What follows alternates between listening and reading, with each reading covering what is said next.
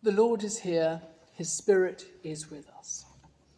Hello everyone, I'd like you to meet Billy.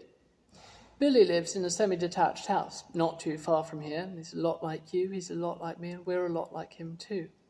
The house next door lives Mr. Hart. Quite a quiet man, lives on his own. Billy doesn't know him particularly well, but he knows what he looks like, and he knows his name. So when Billy has to think about Mr. Hart, this is who he sees. He knows what he looks like, and he knows his name. There's not much more to it. Until one day, when Billy was playing with his football in his garden and kicked it over the fence.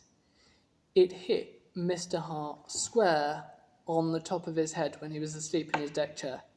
As you can imagine, he awoke with a start. He was really quite shaken. And so Mr. Hart shouted. He shouted at Billy, and Billy found this terrifying, this anger coming at him. So he ran off into the house. And that night, all Billy could think about was Mr. Hart with his angry, shouty mouth. And the more Billy thought about that mouth, the bigger and more angry it got, with great, big, sharp teeth and bits of green spit flying out. The next morning, Mr. Hart obviously hadn't recovered from the incident either. He saw Billy as Billy left the house on the way to school and gave him a look, glared at him. And that glare stayed with Billy for the rest of the day. He couldn't really concentrate on his schoolwork because all he could think about was angry, shouty Mr. Hart with his great big mouth and his glaring eyes. Angry, hateful, red monster eyes staring at him. On the way home from school, things didn't get much better. Billy and his mum stopped at the shop, and Billy's mum sent Billy round the aisle to get his favourite loaf of bread. He likes the one that isn't the brown bread but isn't the white bread, somewhere in between. That day, they had only one loaf of that left on the shelf. And who should Billy see further down the aisle but Mr. Hart? Mr. Hart hadn't even noticed Billy and certainly wasn't aware that that was Billy's favourite type of bread when he reached out, took the last loaf from the shelf and put it in his shopping basket. And you can imagine how Billy felt, especially as this man, who'd already shouted at him and glared at him, was now taking his favourite loaf of bread. And he spent that evening at dinner eating different bread, thinking about the nasty man next door with the glaring eyes and the big monster mouth, and the grabby hands with spindly monster fingers. And if you've ever lived in a semi-detached house, you'll know that sometimes you can hear your neighbours through the adjoining wall, and that's what happened that night. Now, usually it's just a sort of quiet shuffle of feet, especially when it's a chap like this, wearing comfy slippers. But because Billy was annoyed with Mr. Hart, and because he'd missed out on a lot of sleep the night before and was struggling to sleep again, each footstep just seemed louder and louder and clumpier, until Billy ended up thinking that Mr. Hart had great, big, hairy yeti feet and he was using them to clomp round in the house, just to keep him awake. With those glaring eyes and that shouty mouth, the grabby hands and the yeti feet, what Billy thought of in his head was a monster he hated. This was Mr. Hart. He lived next door. This, on the other hand, was something far more terrifying. And you'll notice, this creature doesn't live in the house next door. He lives in Billy's thoughts, in Billy's mind, because Billy is growing to hate Mr. Hart, to the point where he's not even Mr. Hart anymore. He's Mr. Hate. And that's something that happens when we really dislike someone and let the little annoyances and everything else build up until we've created, like Dr. Frankenstein, we've created a monster inside our mind. Now, something happened sometime later. Billy had spent the time thinking of Mr. Hart as this awful monster.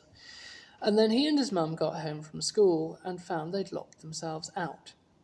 Billy's dad wouldn't be home for a while, and Billy's mum called the locksmith.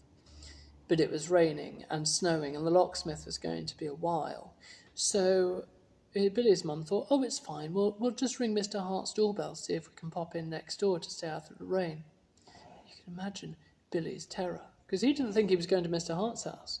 He thought he was going to Mr. Haight's house. And Mr. Hart came and opened the door. As he approached the door, Billy was expecting to hear the clomping of the Yeti feet. But no, he heard the quiet shuffle of an old man's slippers. Mr. Hart opened the door, listened to their story, and kindly led them into the house. And as Billy listened to the sound of an old man's slippers on carpet, he began to forget about the stompy Yeti feet, and thought instead about those gentle old man's slippers. Billy and his mum sat down, and Mr. Hart brought them a cup of tea. And as Billy looked at the cup of tea being handed over, those weren't spindly, grabby hands. Those were kind hands. Those were giving hands. Hands giving them a hot drink on a cold, cold night. And for a moment, Billy took time to look at Mr. Hart's eyes, and they didn't seem glary anymore. They were the kind eyes of the man who'd shown them in. A little bit sad in places. He did live alone. And so Billy started to see his eyes as they really were, the eyes of a human being. And as they talked together, they realised they had quite a lot in common. Both liked the same sports, the same programmes on television. Billy found some of Mr. Hart's stories about what the neighbourhood used to be like really interesting. And Mr. Hart took a real interest in what Billy was saying about school. And as he listened, Mr. Hart's voice seemed to soften, and his mouth got smaller, till he looked, once again,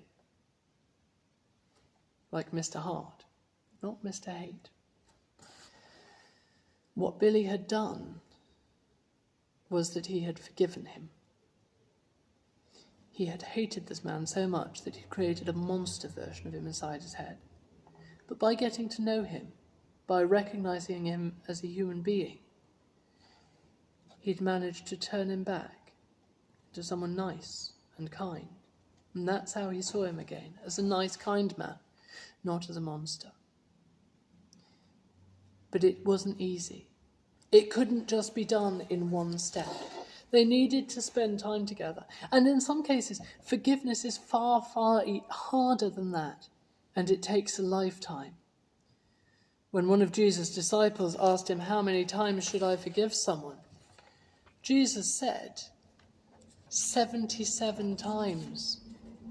Imagine, if you've come to hate someone so much, there are 77 layers in front that make them a picture. And to forgive, you've got to take away 77 times. That's not easy. If forgiving was easy, we could do it the once. But instead, we need to forgive 77 times, until eventually we see them as they actually are. And we see them as God sees them. And that's something I'd like us to bear in mind. It's a prayer that I try to say, don't always remember. But when someone's irritating me or being difficult, it's a very short prayer. And maybe when I say this now, you just want to think of someone who you might have had a bit of a falling out with recently, who you might need to forgive. That prayer, very simply, God, help me to see this person like you see them. So from me, Billy, and Mr. Hart, have a very good day.